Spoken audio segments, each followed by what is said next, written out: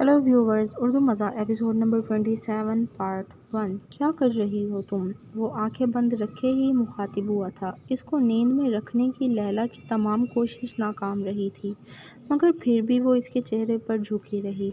وہی جو تم نہیں کرتے ایڈم، لیلا نے سرد انداز میں سرگوشی کی تھی۔ بوسہ ایک خوبصورت چال ہے جو قدرت نے الفاظ کی کمی کو پورا کرنے کے لیے ترتیب دی ہے۔ لوگ جب باتوں میں کمزور پڑنے لگتے ہیں تو مقابل سے بوسہ و کنار شروع کر دیتے ہیں۔ وہ دھیمے سے لہجے میں بول رہا تھا، مجھے پتہ ہے ایڈم کہ تم مجھے کمزور سمجھتے ہو، مگر یہ بوسہ کمزور نہیں، جذبات کی علامت ہے۔ لیلا بھی سرگوشی کر گئی تھی۔ جذبات و احساس اور حواس کے کمزور لوگ بوسوں کا سہارا لیتے ہیں لیلا، اور طاقتور لوگ شاید وہ ان سب سے چھپنے کی کوشش کرتے ہیں۔ لیلا کے معنی خیز انداز کو دیکھ کر وہ خاموش رہا تھا، جس پر وہ پھر مخاطب ہوئی، تمہیں مجھ پر ترس نہیں آتا ایڈم؟ وہ سوالیہ انداز میں مخاطب ہوئی، کیا تمہیں کبھی خود اپنے پر ترس آیا لیلا؟ ہاں، اس رات جب وہ ادھوری سی حقیقت میرے سامنے آئی اور میں ہزار کوششوں کے بعد بھی اپنی یادداشت پر ڈالے ہوئے تمہارے پردے نہیں ہٹا سکی، تب میں نے خود کو ایک لاچار وجود پایا۔ کیوں ایڈم؟ آخر کیوں تم نے وہ سب مجھے بھلا دیا جو میں ہمیشہ یاد رکھنا چاہتی تھی؟ وہ اپنی بات پر زور دے گئی تھی۔ میں نہیں چاہتا تھا کہ تم وہ سب یاد رکھو لیلا۔ میں کال گرل ہوں ایڈم۔ تم میرے جسم پر تو من مانیاں کر سکتے ہو، مگر اپنی یادداشت کے ساتھ کھیلنے کا اختیار میں نے کبھی کسی کو نہیں دیا۔ تمہیں وہ سب یاد رکھ کر کیا ملے گا لیلا؟ ایڈم، تمہیں وہ سب مٹا کر کیا ملا تھا؟ لیلا نے سوال کے بدلے سوال کیا۔ وہ ابھی تک اس کے چہرے پر جھکی ہوئی۔ سیکیورٹی۔ وہ مختصر سا جواب دے گیا۔ کسی کو سکون چھین کر کبھی سیکیورٹی نہیں ملتی ایڈم۔ تمہارے لیے وہ سکون تھا، ایک کال گرل کو۔ کال گرل میں بھی دل ہوتا ہے ایڈم۔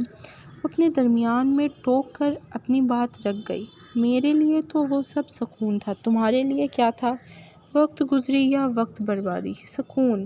اس نے لیلا کی سوچ کے بالکل الٹ جواب دیا تھا، جس کو سن کر اس کا پورا وجود ایک بار کانپ گیا۔ شاید وہ یہی سننا چاہتی تھی۔ اس کی آنکھوں میں نمی آ گئی، جس کو خشک کرنے میں ناکام کوشش کرنے پر وہ غصے سے اس کے سینے پر مکہ مار گئی۔ کیوں؟ آخر کیوں تم نے وہ سب بھلا دیا ایڈم؟ میں نہیں چاہتا تھا کہ تمہیں یاد رہے کہ ہم نے حب کے رشتے کی پامالی کی ہے۔ وہ حب ہی تھا ایڈم۔ نہیں لیلا، وہ ایک پاپ تھا جو میں نے حب کو پامال کر کے کیا۔ حب تو اعتبار کی سب سے اونچی سیڑھی کا نام ہے، جس میں بلا خوف خطر خود کو کھول دیا جاتا ہے۔ وہ راز، وہ جذبات، وہ احساسات جو انسان نے ہمیشہ خود سے بھی چھپائے ہوئے ہوتے ہیں، وہ ان کو بھی عیاں کر دیتا ہے۔ انسان کا ضمیر بہت سی چیزوں پر اپنے معاملات کرتا ہے کہ تم غلط ہو، مگر وہ حلیے بہانوں سے خود کو مطمئن رکھتا ہے۔ مگر حب میں وہی شخص اعتراف کر لیتا ہے کہ وہ غلط تھا، کیونکہ اسے مقابل پر اعتبار ہوتا ہے کہ وہ نہ تو بہکے گا نہ بہکنے دے گا۔